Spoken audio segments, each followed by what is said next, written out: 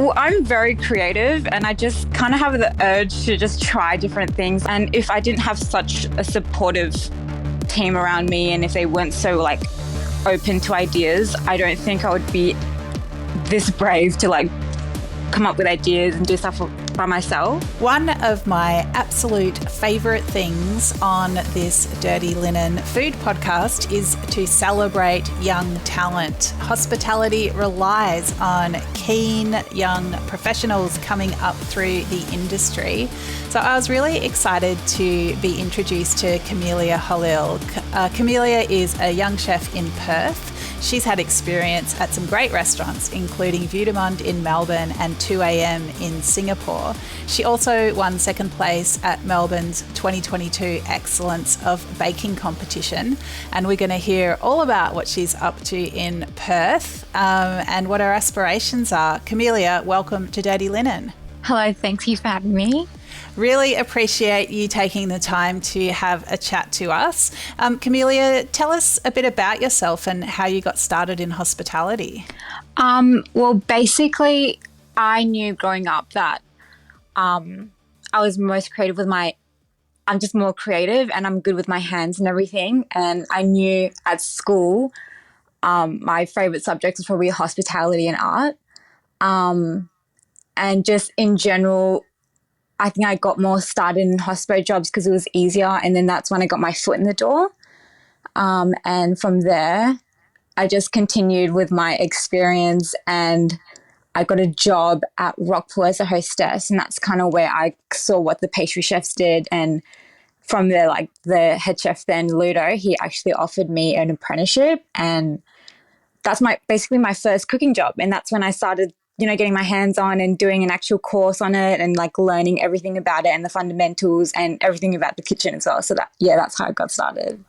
Oh, I love that. So it's so interesting that you started off hosting, so front of house. I've just got this image of you just sort of like maybe seeing desserts go out to tables or maybe peeking into the kitchen and looking what was happening there. Like, what was it about the world of pastry that caught your eye? I think pastry in general is just very wholesome towards me because my mum and my sister are like the best bakers at home. And in general, I just have a massive sweet tooth and it's just always, every time I go to a restaurant, I'm always intrigued what they have on the menu. And yeah, I just would think that the like dessert in general just makes everything for a meal and it makes the best meal and it's the best finisher. And when I saw like the stuff that the pastry chefs did, it looks like art and it looks so creative and artistic. And that's just something I always was interested in. And it's just this endless, like you can do so many things with pastry. You can match so many flavors if it has the right balance. And yeah, that's basically why I was so fascinated in the first place.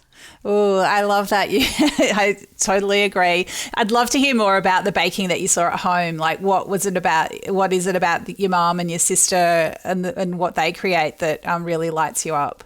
So my sister was actually the one that gave me the idea to start like decorating cakes because she kind of got into that just for fun. And then she made like cakes for her friends and her family. And then I started like hopping onto that train as well. And it was just super fun to just, it's just like an art, but you can like bake. And I just started making stuff for my friends. And my mum, my grandma had like the best recipes, and my mum and her sisters and my aunties from my dad's side, whenever they would come here, they would just like be in the kitchen and it would smell so good. And they would make so many sweet stuff and we would just get our hands in there and just get involved as well. And it was really, really fun and wholesome. And that's all I can remember from my childhood really, is just the kitchen just smelling amazing.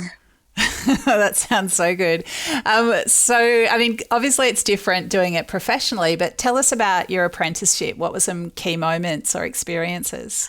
Well, it's very daunting to say the least, just hopping into the kitchen, because I think it's a very different atmosphere from any other job. And just like the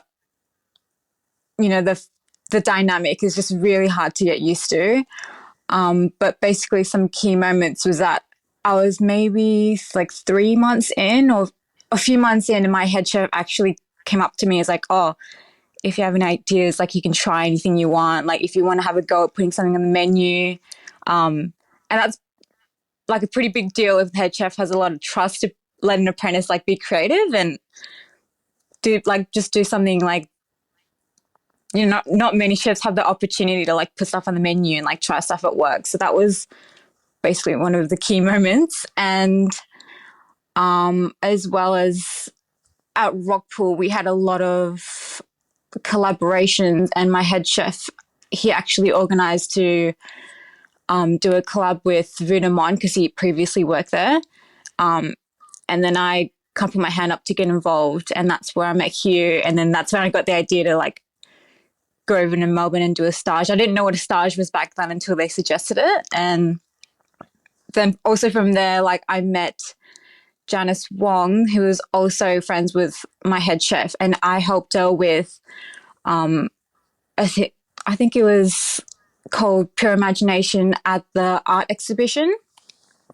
And that's where I met her. And then that's when I also was like, oh, I want to have a stage at your place as well. So that's when I went to Singapore and also did a stage there. I also got involved in the baking competition at TAFE, and I won the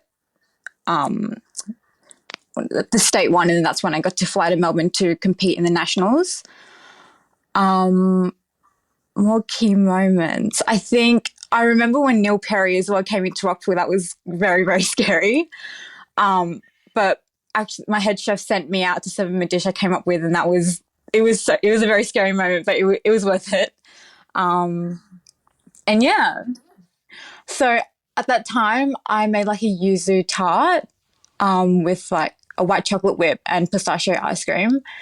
And that's just something I played with, and my head chef was really happy with it, and he just kind of let me put it on the menu, and that was really, really, that was a key moment for sure. Wow, so many great experiences, Camellia. I mean, as you speak, I feel like, you sound really quite brave putting your hand up for all these different opportunities and throwing yourself in. I mean, even just, sure, you're given the opportunity to create a dish, but to go ahead and, execute it, that's completely different. Like what is it that gave you the fire to put your hand up for these kinds of things? Well, I'm very creative, and I just kind of have the urge to just try different things. Like you see cool stuff like other restaurants are doing. And if I didn't have such a supportive team around me, and if they weren't so like open to ideas, I don't think I would be this brave to like come up with ideas and do stuff by myself. But I think it's really important, like as you're learning, to kind of just like play around and see what works and what doesn't work, and just have more knowledge of like what you can do with like the stuff that you have at work, and just finding time, even like putting extra time, like staying back as well, and being more patient with it is really important. And yeah, I think that's like really essential when you're learning as well, just to like learn by yourself and like see what you can do. Are there any aspects of pastry that you found really hard to master, like things that you've just had to try, or that you're still working on now?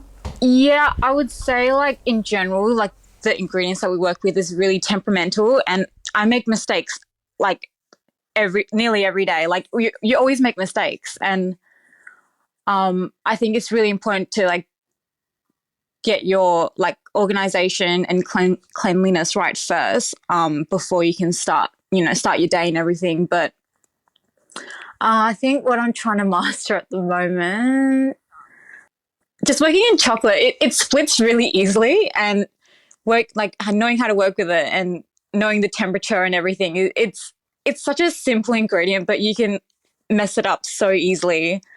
And yeah, I'm trying to get my organization and my flow right as well, and I'm still working on that. Camellia, tell us where you're working now, because you finished your apprenticeship, haven't you? Yes, so I got signed off early October, and at the moment, so I did my second year of apprenticeship at Wildflower in Perth. So I'm still working there as a casual, and I'm also working at Madalenas in Freo as a casual as well. Okay, and give us a sense of those two workplaces. What are the differences there? It's a big difference because Wildflower is more fine dining, and majority is like set menus. Like everyone for dinner gets a set menu. So you kind of have an idea of how many people are coming in, like what you have to make for them. And they have a pre-dessert, a main dessert, cheese. We do bread as well. Pastry does bread, and we have petit fours. So it's a whole other section that you have to manage your own part. Like you get your own dockets and everything. And in Madalenas is more kind of like a casual dining. So it's a good balance because it's more like simple desserts. It's not more like intricate. And I think it's a good balance for me in having these two varieties in my life because it's so beneficial for my growth as well. I know Wildflower, they focus a lot on native ingredients, don't they? Yeah. What's it like working with some of those? It's crazy like what you can do with natives as well. Like when I first started, I had no idea like what wattle seed was and lemon myrtle and all this native stuff. And it's really, really cool how they can incorporate that in every dish. But yeah, it's really big. It focuses on the seasons as well. And yeah, the menu is constantly changing following the seasons and what's like most available as well. Camellia, it sounds like you've had, really good mentors and guidance through your career. What would you say makes a good mentor? Like if a more senior chef is listening to this and, they need the young people coming up, like what would you say that they could do to really help keep someone engaged and keen? I think everyone can be a good mentor. I think you just need to have a really good relationship with your apprentices and the people you're training. But me personally, I learn best with my eyes, and I just need someone to give me time and patience to like show me something and I as well have to be super observant and analyze how they work and why. And I think they just really need to like set the bar high and have high expectations for you and just always encourage you to step out of your comfort zone and also like give you really good feedback and progress of how, and like just tell you how you're going and how you've progressed because they just need to be honest as well. But yeah, and I think my mentors have taught me a lot about patience and new techniques and timing and organization. And that's kind of how I think I got where I am today because they had really, really, really good backgrounds as well. Like working at Rockpool and Wildflower, they are really, really big on how you work and you just got to make sure that everything's right. And you just don't want to mess up because you just don't want to disappoint them as well because they have so much high expectations for you. Wow. And it's interesting to me that you've done competitions. Like, tell me about your motivation for doing that and what the experience is like. It's very stressful, to say the least, but I think it's so important that you put yourself out there and just it's basically showcasing your skills and you're coming into another state and there's so many people at this like conventions and they're really amazed at what you can do and you just have to you can take full control and you can use all your creativity that you have and you just really need to put yourself out there and be really committed to it. What kind of mindset do you have to have in that competition setting? I think you have to want to win for sure. It's good to give it a go, but you just have to put a lot of effort and a lot of patience and time towards yourself. And yeah, that's really important because I don't think it's worth it if you're not there to win it. And do you see more competitions in your future? Like what are some of your ambitions overall? Yeah, so I want to attempt it again. So I did the BA competition at TAFE and I'm actually going to do it again in Melbourne in June, I think. And some other ambitions. Well, firstly, I really, really want to win that. And I would love to be maybe a head pastry chef one day and teach others what I've learned and what I'm yet to learn and make sure they have the best experience in hospo.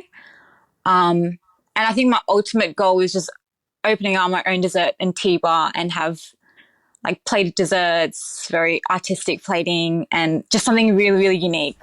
Wow. What was that experience like going to Janice Wong at 2 a.m. in Singapore? Like, for people who don't know that place, and I haven't been there myself, like tell us about it. And, you know, is that something that was very inspiring to you? It's a very, very different style of pastry, and I don't think that style is really big in Australia, but Janice Wong is more so like artistic, and she uses more like Asian flavors and Asian inspired dishes, and the elements are just very, very artsy, I would say. And it was a really, really, really good experience. It like flying to another country, going overseas and working with people that you don't know, and you don't know what it's like there, and it's scary, but everyone there was very, very welcoming. And the girls there were so nice enough to spend time with me outside of work as well. And yeah, it was a really good experience in my opinion. Wow, that's amazing. I mean, we've talked about mentors, but what about yourself as someone who can give advice with your experience? Like, what would you say to someone who's considering a career in hospitality? What's it like to work in food? I think you should definitely, before anything, I think you should do your research and just have a go. But I think people need to realize to take things slow once your foot's in the door. Like you can't expect to jump straight into cooking. I think the first year is really more about discipline and dedication and commitment and knowing what you can offer towards your workplace as well. And if you have those qualities, your peers and your mentors they'll really notice that as well. And just always set goals. You just always have to set goals. You can't just like come into work and just like go, you know, tunnel vision into work. I think you really need to set goals every time you come in and just try and achieve them every time. But yeah, it's a very draining job sometimes. And the reality of it is that you do have to put in a lot of work. And, you know, what are the payoffs? Like, what's the most satisfying thing about your career in food so far? I would say the most satisfying is maybe getting to see like my ideas like on a plate as well. And I'm really lucky to have worked at a place where they just are really open to like creativity and having others put their stuff on the menu. And seeing how far I've come and finding my own personal success is really, really satisfying as well. Because if I wouldn't have thought I'd be here like 3 years ago. Like it's just I've never would guess that I'd be here today. And yeah, that's probably the most satisfying. So Camellia, if I came to one of the restaurants that you're working at, what dessert would you just love to put in front of me? Oh, something like it depends like on the weather, but I would have loved to like maybe put like a warm dish. I would say maybe like a butter pudding, like a brulee butter pudding with maybe like a buttermilk ice cream, something that's like really warm and just it's just like it's just always good. Like you can't fail it. It's just something that's always going to be really good. I love that. Okay, so I'm definitely eating that and it sounds amazing. What about something really light and fresh and zingy? Oh, I think the next thing I want to try is something with like lemons. That's like a cross between like lemons and oranges. Maybe like a sorbet, like a May lemon sorbet with brown butter. That would sound really good. Oh, yum. Yep, that does sound really good. Anything with brown butter is perfectly fine in my world. Camellia, I wish you so much success with the competitions, with your workplaces and with, all your hopes and dreams. It's been so wonderful to have you on the podcast. I think the way you're speaking and the way that you're approaching your career will be really inspiring for a lot of other people. So thank you so much for sharing with us today. Thank you for having me.